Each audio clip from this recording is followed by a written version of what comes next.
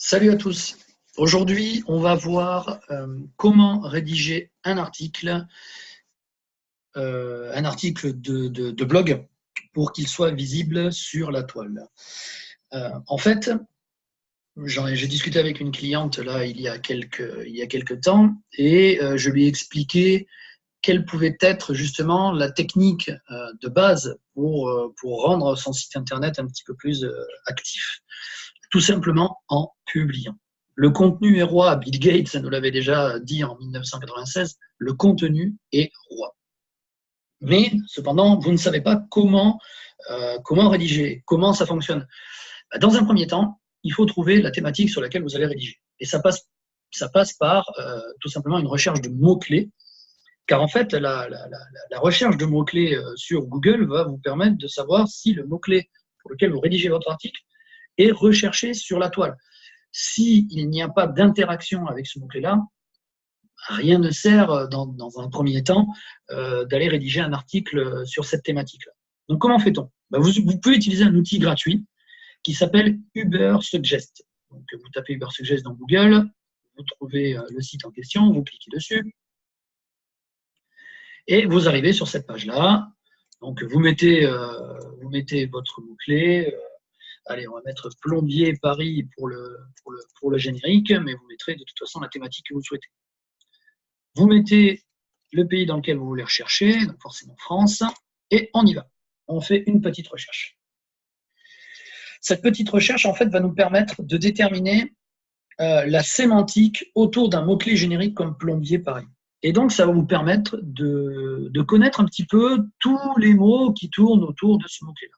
Donc là, on a la recherche qui s'est effectuée, on voit qu'il y a 12 100 recherches mensuelles autour du mot-clé plombier Paris et qu'il y a une difficulté relativement importante. Okay, sachant qu'il y a beaucoup de concurrence sur ce mot-clé-là. Et on voit les keywords associés, donc les mots-clés associés. Donc, Ubersuggest va nous permettre de trouver des mots-clés associés. Donc là, on clique sur View All Keyword Idea. On a une nouvelle page qui apparaît. Et là, tout simplement, on voit les mots-clés différents qui apparaissent. Tiens, on en a un où il y a, voyons, c'est qu'il y en a un où il n'y a pas beaucoup de concurrence. Voilà, tiens, celui-là, plombier Paris 75005. Bon, tiens, ça, c'est un mot-clé. Je me dis, je vais l'utiliser pour mon site internet. Et je regarde un petit peu tout ce qui se fait autour. Tous les mots-clés, on voit qu'il y a le mot chauffagiste, on voit qu'il y a le mot express, on voit qu'il y a le mot pas cher, on voit qu'il y a le mot avis, on voit qu'il y a le mot urgence, on voit qu'il y a les arrondissements, on voit plein de choses en fait. Dépannage, emploi, gaz, voilà. On va trouver des sémantiques, des termes de sémantique dans ces outils-là. Donc, il y en a d'autres outils, hein. Vous allez pouvoir utiliser aussi le site 1.fr qui a une petite base gratuite, mais qui maintenant est devenu payant. Bon, c'est un super outil, hein. Vraiment, c'est quelque chose de pas mal du tout. Il y a une petite vidéo de présentation qui vous montre comment c'est, mais vous pouvez faire le test, de tester votre page pour savoir si votre site internet sur le mot-clé en question sur Google va avoir une bonne sémantique et s'il est bien rédigé. Je peux vous promettre que ça marche très très bien et on peut vraiment optimiser les textes. Mais vous avez aussi d'autres outils comme Mitambo, qui fonctionne très très bien également, qui est un outil développé par François Lamotte et qui va vous permettre en fait d'aller regarder toutes les sémantiques de site, de calculer. Alors là, on est sur, je vais le mettre en français. Et en français, voilà, donc augmenter votre visibilité x10 avec vos résultats. Bon, si vous voulez un petit peu plus de renseignements là-dessus, vous pouvez venir me voir, il n'y a pas de problème. Je l'utilise pour moi et ça marche très très bien. Donc, je reviens sur mon petit article. J'ai pris mathématiques, plombier, Paris 75005. Donc, je pars du principe que vous savez déjà comment écrire un article. J'ai mis un sous-chapeau, vraiment succinct, j'ai mis fuite d'eau chez vous, des termes sémantiquement parlants. Changez votre évier car il est un peu vieux. Voilà, c'est évier, changer, vieux. Donc on a une bonne sémantique également. Et je me dis, tiens, ça peut être le premier paragraphe de mon article.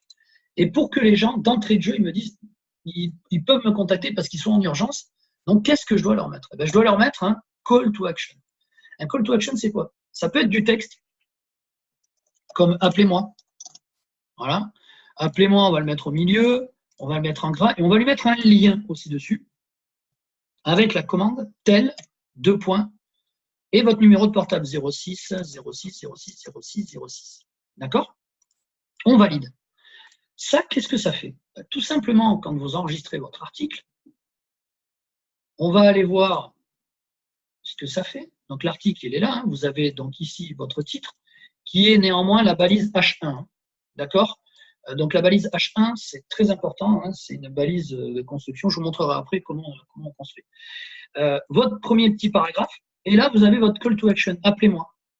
Sur un ordinateur de bureau, ça ne va pas faire grand-chose, sauf si vous avez Skype de brancher.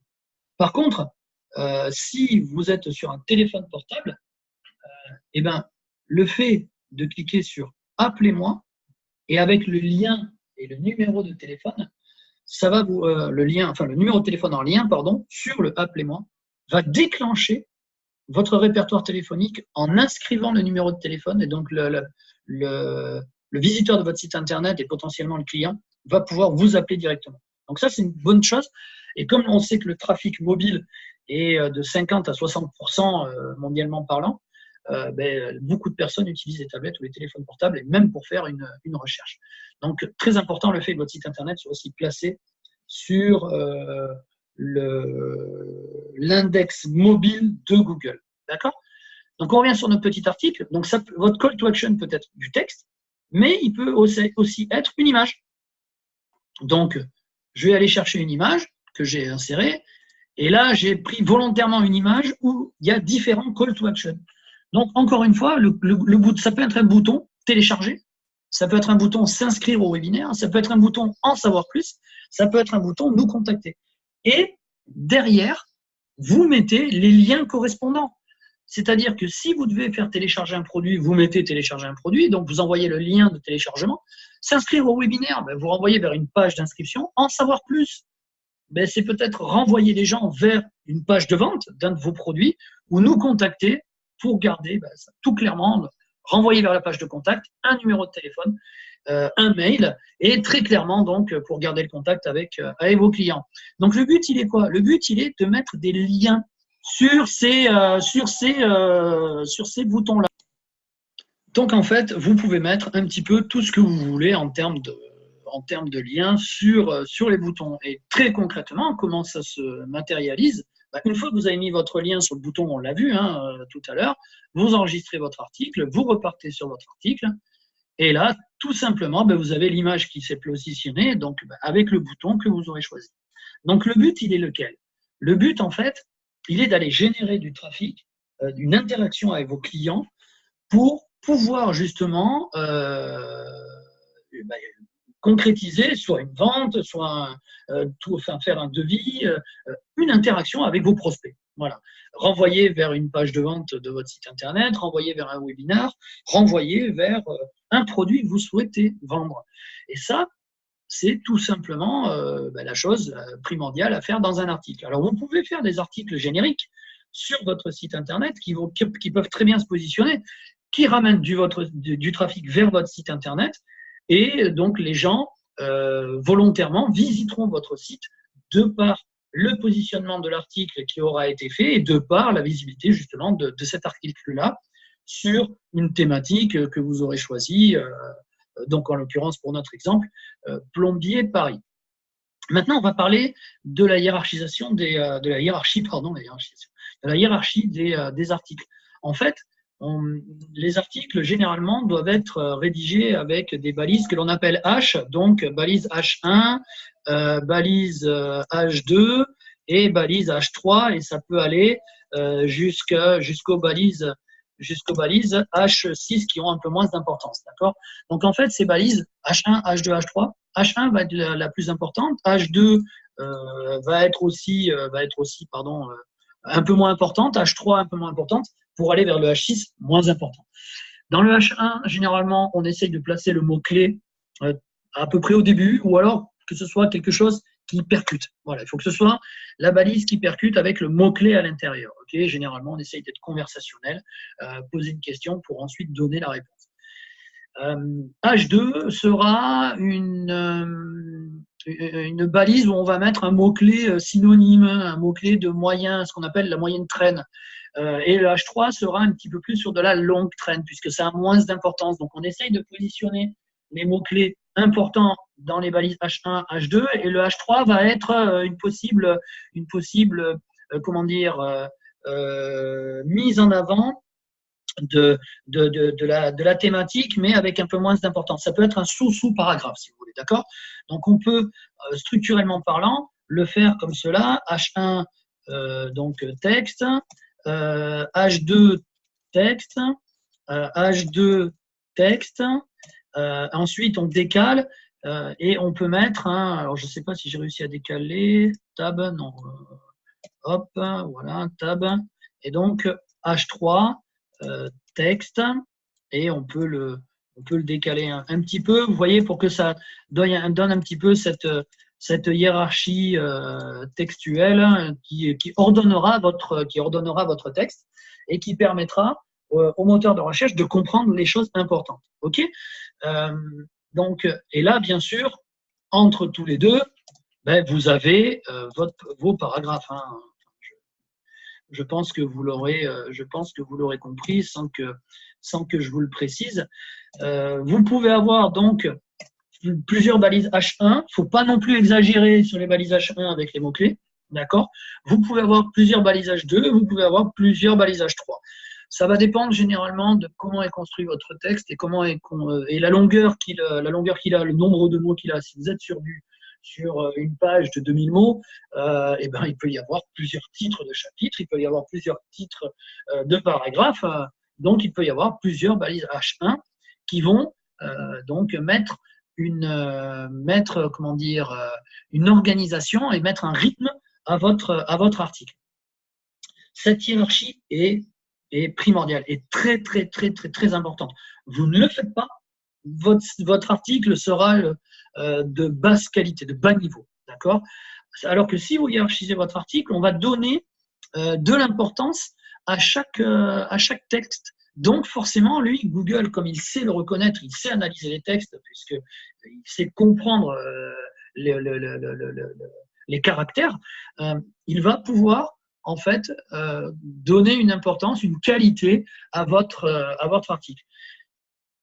Souvent, sur de l'emplacement local où il n'y a pas de forte concurrence, on n'est pas obligé d'aller mettre un texte super long, super qualitatif, d'accord? Je me souviens d'un de mes confrères qui disait qui peut le plus, peut le moins, ou qui peut le moins, qui peut le plus. Mais un texte qualitatif vous permettra, qu'il soit long ou pas, d'aller vous positionner. Si à l'intérieur, on répond à une question, c'est-à-dire à la recherche qui pourrait être posée sur Google, avec une bonne sémantique, c'est-à-dire avec un bon nombre de synonymes. Donc, à vous de bien écrire votre texte et de le publier sur la thématique que vous aurez choisie avec le mot-clé que l'on aura décidé. L'important dans tout cela, c'est que vous publiez régulièrement. En publiant régulièrement, vous allez arriver à avoir une synthèse de publication sur votre site internet qui permettra au robot de se dire ce site internet il est actif. Il n'y a pas pire que de laisser un site internet vitrine à l'abandon, comme on a pu me le dire dernièrement. Ah ouais, mais non, mais j'ai pas envie de publier sur mon blog. Ok, monsieur le client, très bien, faites comme vous voulez. Moi, je vous dis que c'est important. Vous voulez pas le faire, mais bon, vous faites comme vous voulez, c'est vous le client. Mais pour autant, vous m'avez envoyé un message, on va dire 10 minutes avant, suite maintenant à mon appel téléphonique, comme quoi votre site internet se cassait la figure et vous cherchiez la réponse à savoir le pourquoi du comment. Vous ne publiez pas sur votre site internet. La perte de confiance par rapport à Google, c'est pour moi la pénalité la plus importante. Laisser un site vitrine sans activité, c'est la plus grosse erreur que l'on puisse faire. Ça va marcher un temps, ça va marcher 6 mois, 8 mois. Je peux vous jurer qu'au bout d'un an, si votre concurrence fait le boulot et que vous ne le faites pas, vous allez être déclassé. De toute façon, vous serez déclassé parce que Google met de plus en plus l'accent sur le contenu qualitatif et sur l'expérience utilisateur. Vous avez un contenu de qualité, vous faites interagir vos visiteurs sur votre site internet, votre expérience utilisateur sera d'autant plus grande et donc Google vous classera parce que votre site aura un intérêt. Ça va pas plus loin le référencement. Enfin, on va dire dans les lignes basiques, tout du moins pour une publication. Après, il y a des techniques à mettre en place, plein de choses, ok. Mais pour commencer, c'est ça qu'il faut faire. Voilà, j'espère que j'aurai été assez pédagogue dans cette petite vidéo de présentation d'articles. Je vous laisse mettre de vos publications, publier, ordonner, et vous verrez que vous gagnerez. Allez, à bientôt. Salut.